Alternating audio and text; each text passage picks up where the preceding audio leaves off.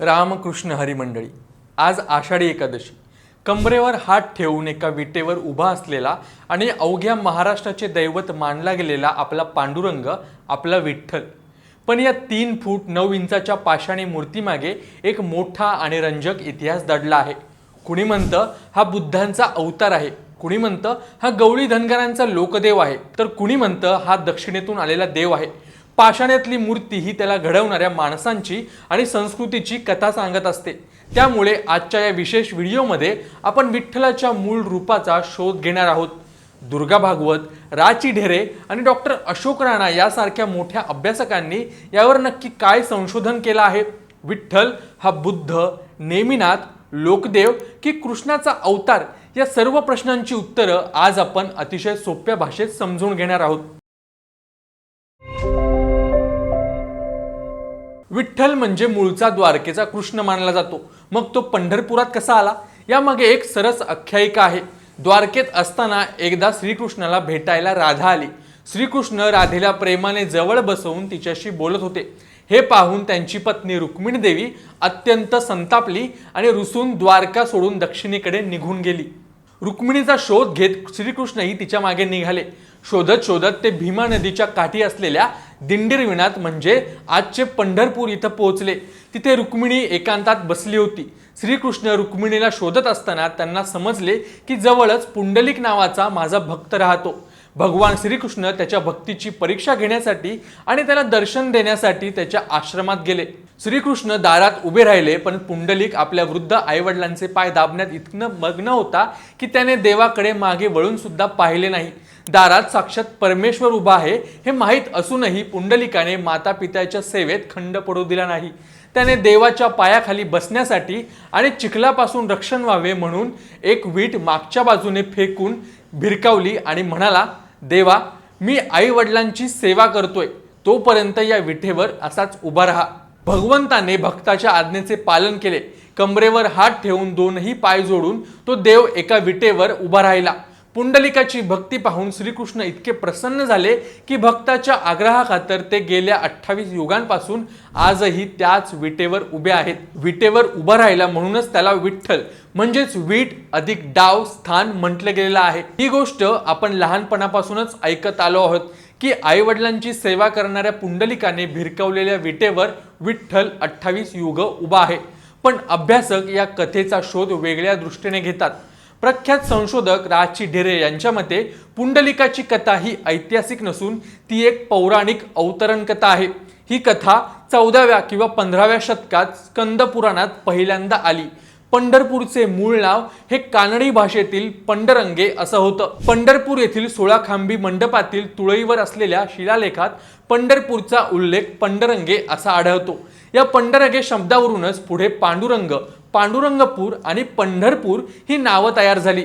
जसे काशीचा विश्वनाथ तसेच पांडुरंग या क्षेत्रातील विठ्ठल असा याचा मूळ अर्थ होतो. विठ्ठल या नावाचा मूळ अर्थ नेमका काय आहे हे स्पष्ट करण्यासाठी पुढे पुंडलिकाच्या विटेची कथा रचली गेली असं अभ्यासकांचं मत आहे. विठ्ठल या शब्दाची रचना कशी झाली यावर अनेक इतिहासकारांचे वेगवेगळे दावे आहेत. इतिहासचार्य वी का राजवाडे यांच्या मते विठ्ठल म्हणजेच दूर रानावनात असलेली जागा, यावरून विठ्ठल नाव आले. डॉक्टर रामकृष्ण गोपाळ भांडारकर यांच्या मते संस्कृतमधील विष्णू या शब्दाचे कानडी रूप विट्टी किंवा विट्टू असं होतं. या विट्टू शब्दाला प्रेमाने ल प्रत्यय लावून विठ्ठल हे नाव तयार झालं. इरावती कर्वे यांनी महाराष्ट्र एक अभ्यास या पुस्तकात एक महत्वाची शंका उपस्थित केली आहे. विठ्ठल हा महाराष्ट्राचे आराध्य दैवत असला तरी तो कोणाचाही कुलदैवत नाही. अगदी पंढरपूरचे बडवे किंवा पुजारी यांचेही ते कुलदैवत नाही.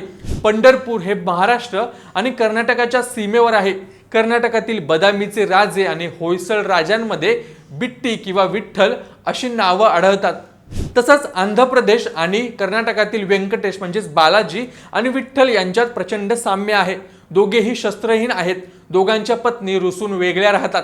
त्यामुळे विठ्ठलाचे मूळ नाव दक्षिणेतील संस्कृतीशी जोडलेले दिसते. विठ्ठलाचा शोध घेताना लीळा चरित्र या जुन्या ग्रंथातील एका लीळेचा संदर्भ दिला जातो. त्यात विठ्ठल वीरू नावाचा एक वीराची कथा येते. गुरांचे रक्षण करताना वीरमरण आलेल्या या वीराचे स्मारक म्हणजे वीरगळ उभा केलेला गेला होता.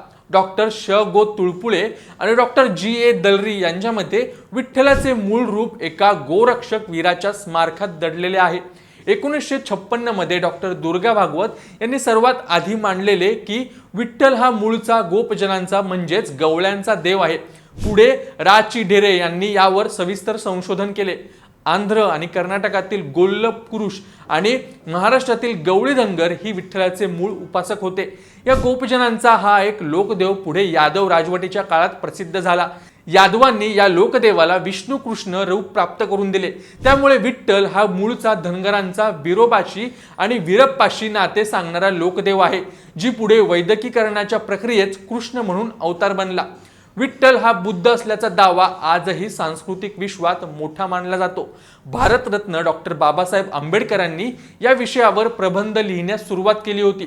त्यांच्या मते पंढरपूरची जी मूर्ती ही मूळ रूपात बुद्धाची मूर्ती आहे. पुंडरीक म्हणजेच कमळ आणि पाली भाषेत कमळाला पांडुरंग म्हणतात.